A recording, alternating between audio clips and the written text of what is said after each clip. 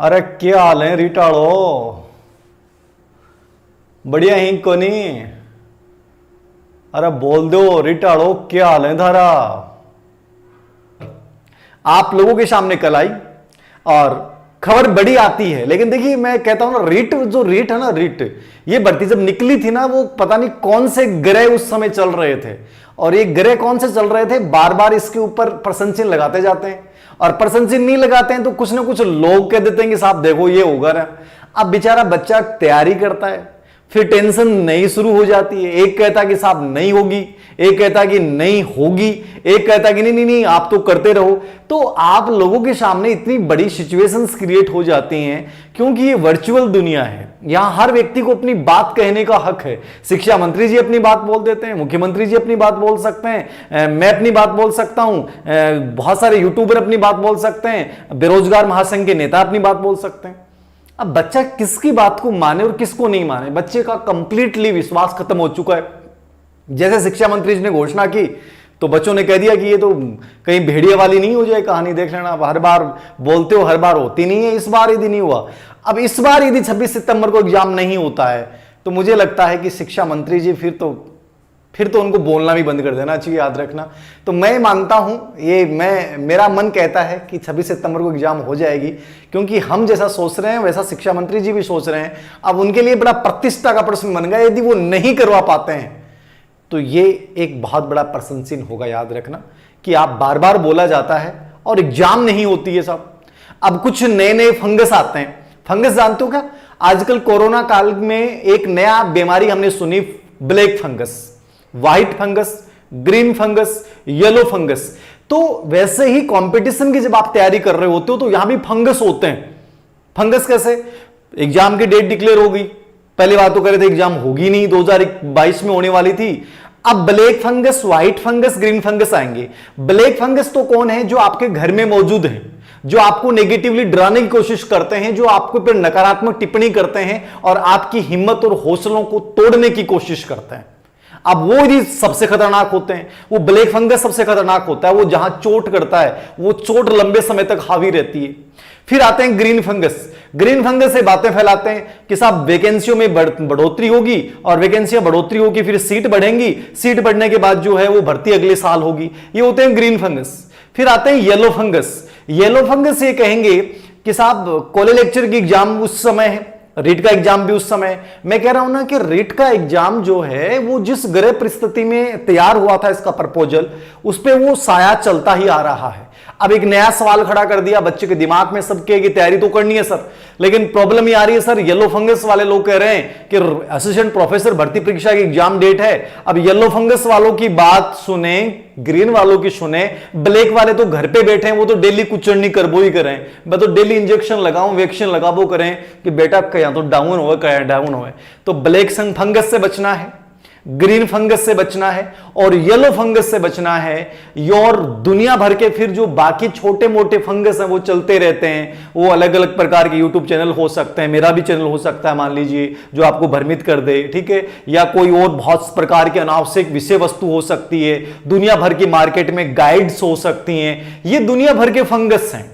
अब जो बच्चा इन फंगस के बीच में अपने आप को मेंटेन कर जाएगा, जो इन फंगस के बीच में से निकल जाएगा, जो इन फंगस से सावधानी रखते हुए, कोरोना का कोई इलाज नहीं है, फंगस का इलाज यही है कि जिस अंग पे आक्रमण करता है उस अंग को बाहर निकालना पड़ता है। तो चाहे फंगस से बचना हो, चाहे कोरोना से बचना हो, चाहे ये चारों तरफ के अपने जो ये प्रकार के अलग अलग प्रकार के मैंने अभी नाम लिए हैं, इनसे बचना है तो सावधानी ही उपाय है। क्या उपाय है? सावधानी उपाय है। हल्दी वाला दूध पियो, योग करो, मस्त रहो, व्यस्त रहो, पढ़ाई में अपना ध्यान केंद्रित करो, बाकी चीजों पे ध्यान मत दो। याद रखना, कोरोना से भी बच जाओगे, ब्लैक फंगस से भी बच जाओगे। अनेक प्रकार के जो फंगस इस समय प्रतियोगी एग्जाम के दौरान आप तैयारी जब करते हैं तो आपको डिस्टर्ब करने की कोशिश करते हैं, ये सब फंगस हमारी जिंदगी से निकल जाएंगे, याद रखना। और मैं हमेशा एक बात बोलता हूं, तुम जीत जाओगे। तुम जीत जाओगे, क्योंकि तुम जीतने के लिए ही बने हो और मैं किसी को हारने नहीं दूंगा। ये मैंने आपसे वादा किया था और याद रखना, ये वादा सच रहेगा। तो बहुत सिंपल सी बात करूंगा, 5 मिनट बात करूंगा मैं। आपका पहला सवाल, सर रीट 26 सितंबर को है, निश्चित रूप से 26 सितंबर को है। नहीं होती है तो सरकार के ऊपर एक बहुत बड़ा प्रश्न चिन्ह होगा। याद रखना कि आप बार बार बच्चों को बेवकूफ बनाते हैं, मजाक बना रखा है आप लोगों ने।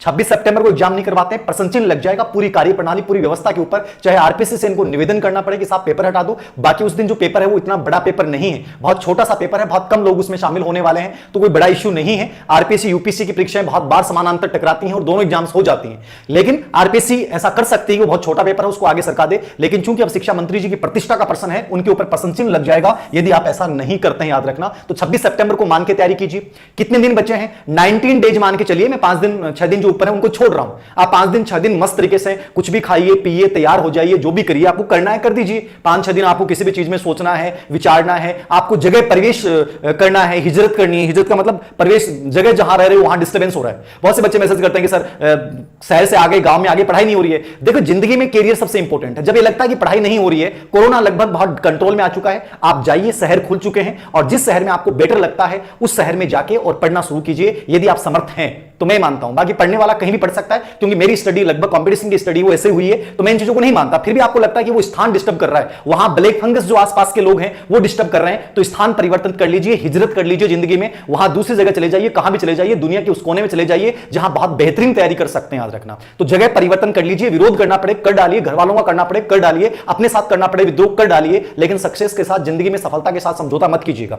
नंबर 2 बात, पढ़ना क्या है? मैंने पहले बहुत सारे वीडियो में चीज बात बताई, बहुत क्लियर बोल रहा हूं, जो अब तक पढ़ते आए हो उन्हीं चीजों को पढ़ना है। बस आपको दिमाग में रखना है कि उनमें से बेटर क्या है और क्या नहीं है, आपको ये पता चलना चाहिए। मैंने बोर्ड एग्जाम पे पैटर्न लिया, मेरा उद्देश्य था आपको बोर्ड एग्जाम पैटर्न से परिचित करवाना, ना मेरा उद्देश्य डराना था और ना मैं डराऊंगा। मैंने वही क्वेश्चन लिए हैं जो पूर्व एग्जाम्स में आए थे, मैंने वही प्रश्न लिए हैं जो आरबीसी बोर्ड पैटर्न से मिलान करते हैं, जो ब्लूप्रिंट से मिलान करते हैं। यानी कि आपको यह चीज समझनी पड़ेगी कि बोर्ड एग्जाम ब्लूप्रिंट के अनुसार, नील पत्र के अनुसार कैसे किस टॉपिक में से प्रश्न पूछ सकता है। आने वाले 3 महीनों में मुझे वो चीज करनी है। तो जो चीजें मैं पढ़ रहा था उन्हीं चीजों को पढ़ने की कोशिश करूं। यदि मैंने उनको अच्छे से पढ़ रखा है तो मैं नई चीज ले सकता हूं। वो मॉडल पेपर हो सकते हैं, लेकिन मॉडल पेपर जब भी ले तो आप ये देखिए कि वो बनाए किसने, वो लिखे किसने हैं, उसको लिखने वाले बंदे की बैकग्राउंड क्या है। पब्लिकेशन पे मत जाइए, कितना भी बड़ा पब्लिकेशन हो, बड़े बड़े पब्लिकेशन चल रहे हैं मार्केट में, सब इधर से उधर छोटे छोटे लेखकों को निर्धारित मासिक शुल्क देते हैं और उनसे लिखवा लेते हैं। गारंटी नहीं है कि वो अच्छा होगा। आप पब्लिकेशन पे मत जाइए, आप जाइए लेखक के ऊपर, राइटर कौन है, उसका बैकग्राउंड क्या है, क्या उसने वास्तव में रियल में मेहनत की है, तो मॉडल पेपर लीजिए, अन्यथा मॉडल पेपर आप नहीं लीजिए।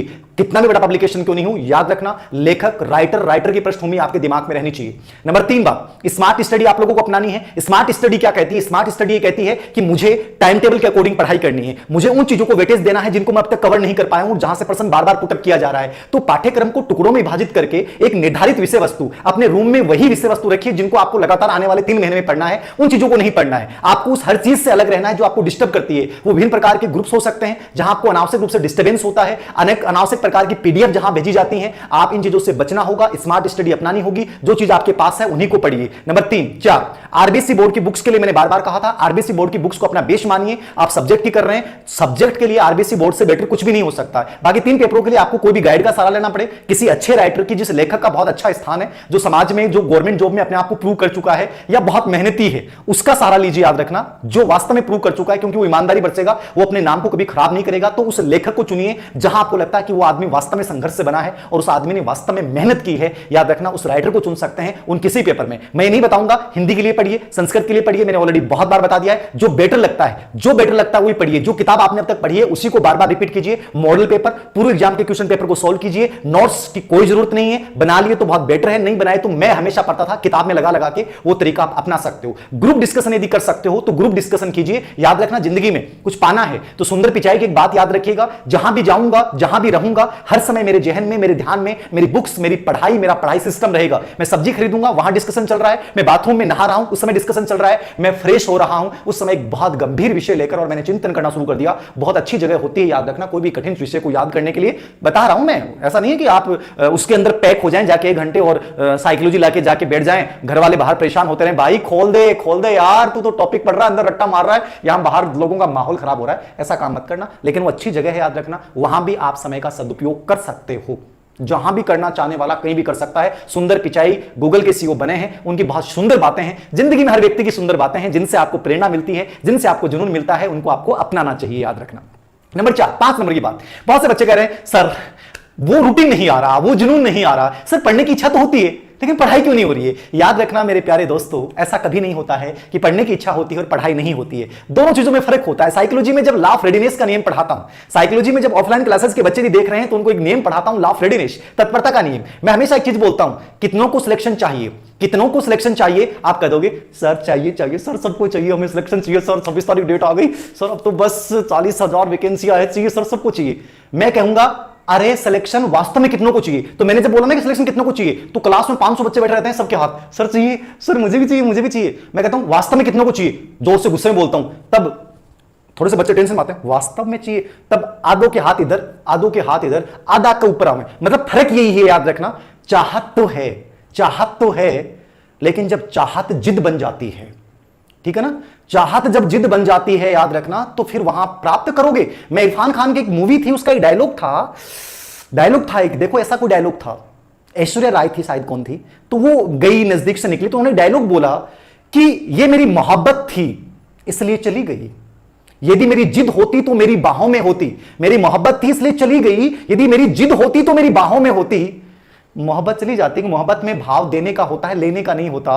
लेकिन जब जिद की बात आती है कि साहब मुझे तो लेना है सर, सिलेक्शन लेना है, तो जिद होती तो बाहों में होती, याद रखना। तो सिलेक्शन लेने वाला जिद जो पाल लेगा वो तो लेके जाएगा, वो तो लेके जाएगा, उसके लिए बिंदु बस। सर इच्छा तो हो रही है लेकिन गुरुजी मतलब कोरोना काल के बाद में यहाँ मन ही कौन करे गुरुजी, इच्छा हो रही है मन कौन करे गुरुजी को, क्यों होगा गुरुजी, ऐसा लगे गुरुजी तीसरी वेव आसी के माना लागू, तीसरी वेव आओगी सितंबर अक्टूबर में, जना क्यों सी तीसरी वेव को नहीं आवा, आपकी बार 5वीं वेव आओगी, दूसरी के बाद डायरेक्ट 5वीं वेव आएगी। मैं कह रहा हूं 5वीं, और 5वीं वेव वो आएगी जिसमें आप लोग जो इस वेव के चक्कर में हो वो यहां रह जाएंगे, और वो जो वेव का नाम नहीं सुना है, जो तरंगों के साथ दौड़ दौड़ के पढ़ रहे हैं, बे मास्टर बन जाएगा स्कूल में। अरे बे स्कूल में मास्टर बनता है जब थे बांग देखोगा ना जाता थे, तो कोई बस का मैंने कंडक्टरी करोगा, अरे बे मास्टर बनकीर बे लुगाई लड़की जो ही बे 4 टाइप का कलर का पर्स लगाया और जुत्ती अलग टाइप की, मतलब अलग सज धज की जाएंगे, स्कूटी लेके जाएंगी, अरे किराया मांग तो आंडा ना थारे ले बा 5वीं वेव लगी, मां 5वीं लहर मान लियो बा, और बा लहरें की होगी कि मर जाओगे अंदर से सब कुछ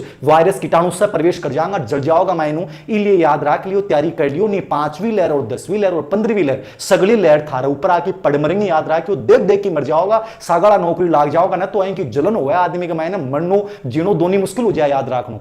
अरे घरकार करो, लोग के कह देंगे मास्टर क्या हाल है, जरा क्या कह देगा मास्टर जी हाल क्या, कहीं कंडक्टर करता अंडा कोई फैक्ट्री में काम करा तो लोग मजा लेंगे, मास्टर क्या हाल है। तो ये आलू बचनो है ना तो एक याद रखियो, लहरों बचनो है तो एक याद रखियो, आपने सगली लहर और अपना सगला हाल, आपने जिद केवल यह होनी चाहिए कि साहब रीड करनी है, अब तक जो पढ़ रहे हो भाई किताब पढ़नी है, ढंग से मन पढ़नो है, बाकी दुनिया से मन कोई मतलब को नहीं है, जितना भी फंगस है बस आपनो बचाव रखनो है, बस सावधानी रखनी है, और चेहरा के ऊपर ओझ रखनो है, जुनून रखनो है, बहुत बढ़िया मेहनत करनी है। मैं थाने कत्ती बार कह दी भलाई के लिए बात यही है, बाकी चाहे दुनिया ही जितना आदमी बता मुंडा बत्ती बात ही देखो, हर आदमी की सुननी चाहिए, लेकिन जगह थाना लगा कि अठे चोट कर रही है बात ने अप्लाई कर देनी चाहिए।